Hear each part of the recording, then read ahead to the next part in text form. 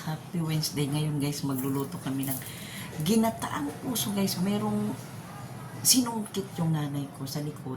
Doon sa sagingan namin sa likod na napakalaking puso guys. Parang kasing laki ng puso ni Mami Cha na punong-puno ng pagmamahal. Ayan guys, tara napakita ko sa inyo yung pusong napakalaking puso.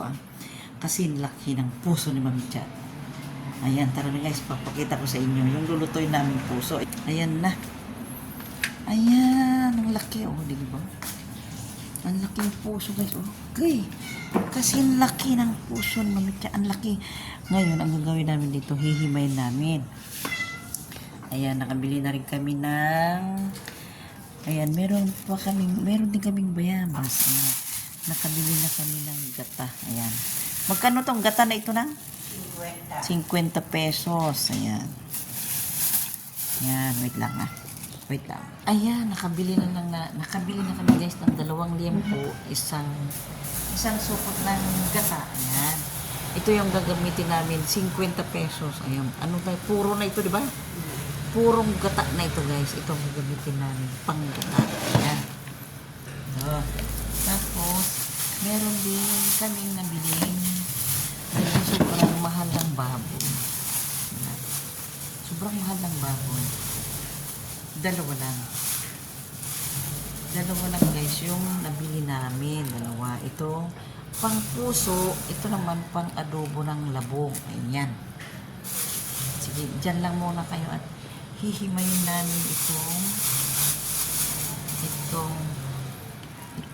puso. Dyan lang muna kayo at maghihimay muna kami ng puso. Ayan.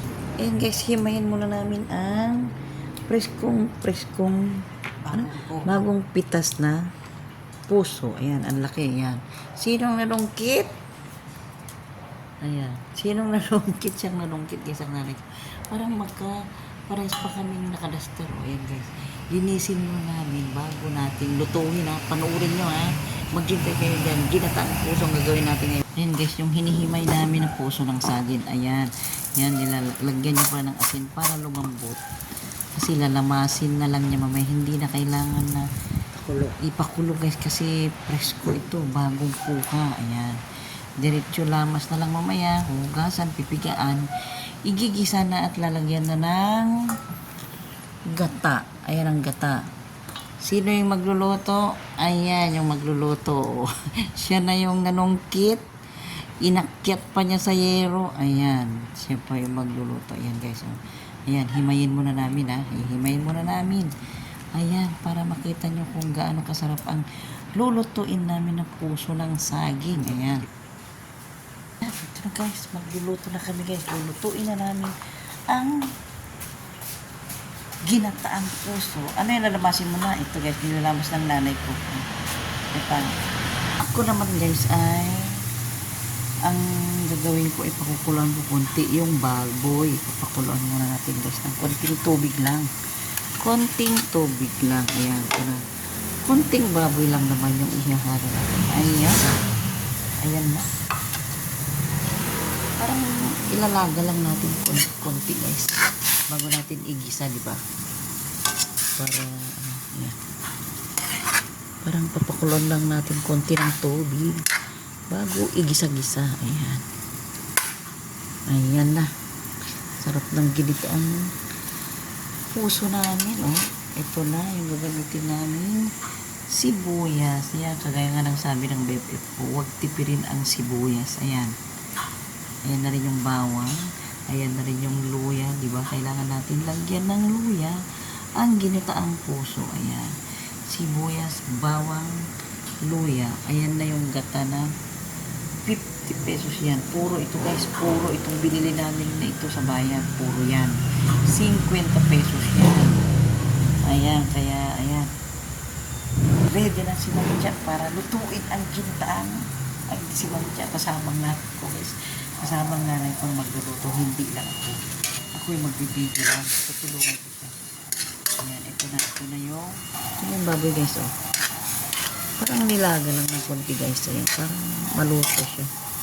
Maluto ba yung loob niya? Ayan. Isang liempo lang ito na maliit. Dumami naman. Isang liempo lang guys na maliit. Ayan. dumami naman. Ayan. Papatuyuin muna natin yan. Tapos lalagyan natin ng mantika. Then ilagay na yung bawang, sibuyas at luya. Ayan. Natin. Ito na guys yung pinaglinisan namin. Oh, napakalaking puso. Kasing laki ng puso ni Mami Cha. Oh, kasing laki ng puso ni Mami Cha. Ayan. Ang ulam namin ngayon na puso. Ayan. Ito na guys. Oh, ito na yung puso. Ang laki-laking puso na ano.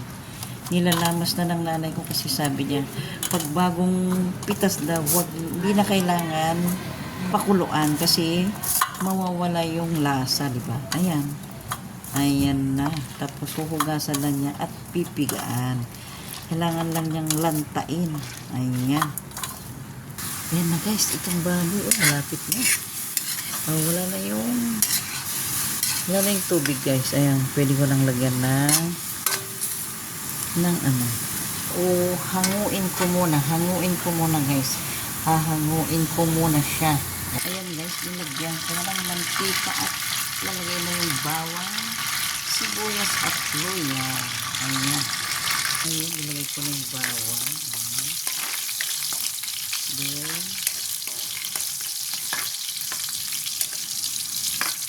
ang style na mitya ay isulod niya ng baboy para mag-brown konti. May naalala ko. May pusit pa kami. Pwede rin namin lagyan ng daing na pusit. Wait lang, wait. Ayun, ito lang yung daing na pusit ko. Kasing amoy ni Beth ko itong daing na pusit. Wait lang at kupit-kupitin ko bago ilagay na. Wala kayo. Ito na guys yung ginupit-gupit kong pusit. Amoy pusit. Ayan, ang bango guys, ilagay na natin. Ayan guys, oh, brown na yung baboy. Ayan, sunod na yung pusit. Para mag-amoy pusit. Ayan, ang pusit. Ayan. Parang mapiprito na rin yung pusit. Mapiprito na rin siya. Ayan, pwede mo lang dagdagan ng apoy, ina.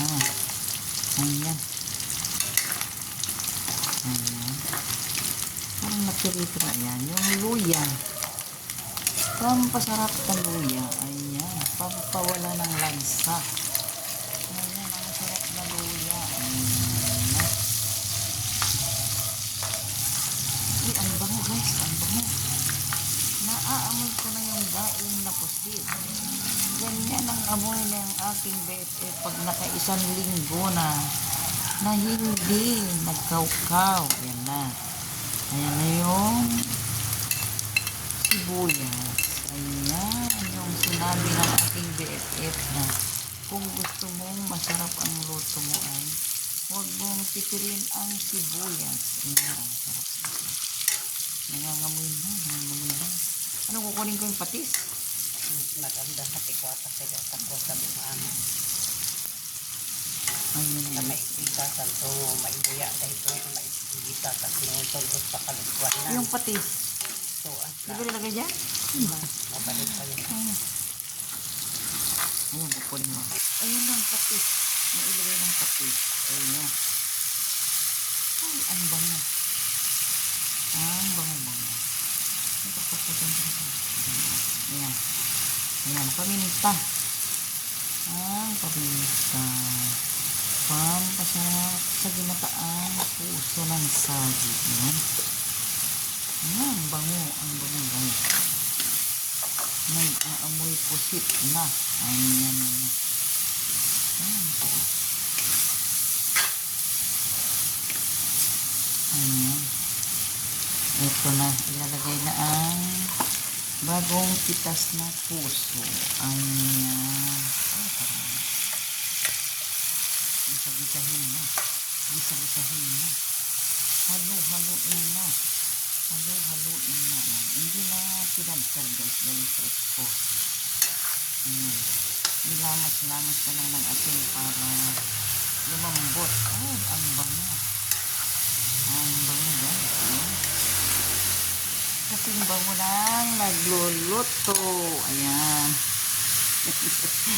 Ayan. Ayan. Napakabango guys. Na, alam niyo ba guys, itong bagong pitas na puso, dito lang sa likod namin.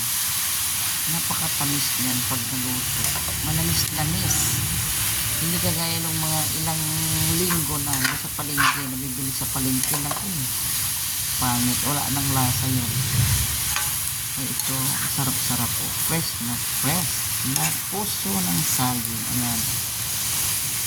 Ayan.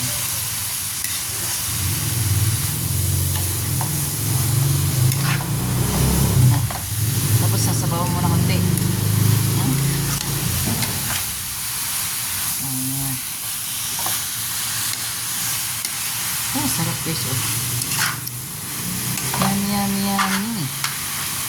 Kasi kanin ako. Yummy. Sarap. Ay, lalagay mo ng gata dyan. Agkalasa. Ano, konting tubig niya? Ayan. Ayan guys, ilalagay na raw yung gata. Ayan. Ayan yung green na sili.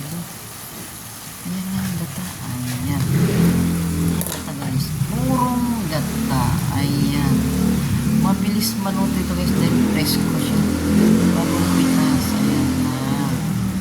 Ayan. Di ibabaw mo na yung sili. Ayan na yung siling green. Ayan na. Ang sarap-sarap. Ayan. Ayan guys. Tapos tatakpan na.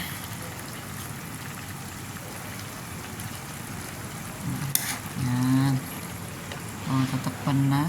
In 5 minutes, 10 minutes, pwede na yan guys. Ma-in muna. Ayan. Ayan. Yan, habang hinihintay mo maluto yung ginataang puso. Magkakape muna tayo guys. Magkakape muna tayo. O kaya, kakain tayo ng bayabas. Ang dami naming bayabas guys. Napakarami naming bayabas. Pero magkakape muna si Mami Cha habang hinihintay maluto yung ginataang puso. And guys, balikan na natin. Ayan, luto na guys. Luto na. Pwede nang kumain. Ayan, ang sarap oh. Tara na, ayan na. Guys, luto na. Ano pag ginagawa ni Mami Cha? Kain na Mami Cha. Arap na Mami Cha. Pero magkakape muna yan. Thank you so much guys sa inyong panunood. Sa pagluluto ng ginataang puso. Kasama ang aking nanay yan. Mega shout out sa inyong lahat. At sa lahat ng mga Pinoy vloggers, charity group na nandito ngayon. Mega shout out sa inyo lahat. Tara na guys, kain na ito tayo. Hala, punta na kayo sa bahay, kumain na. Halin kayo. Bye! Tandaan nyo, susuka ako pero hindi susuko. Diba?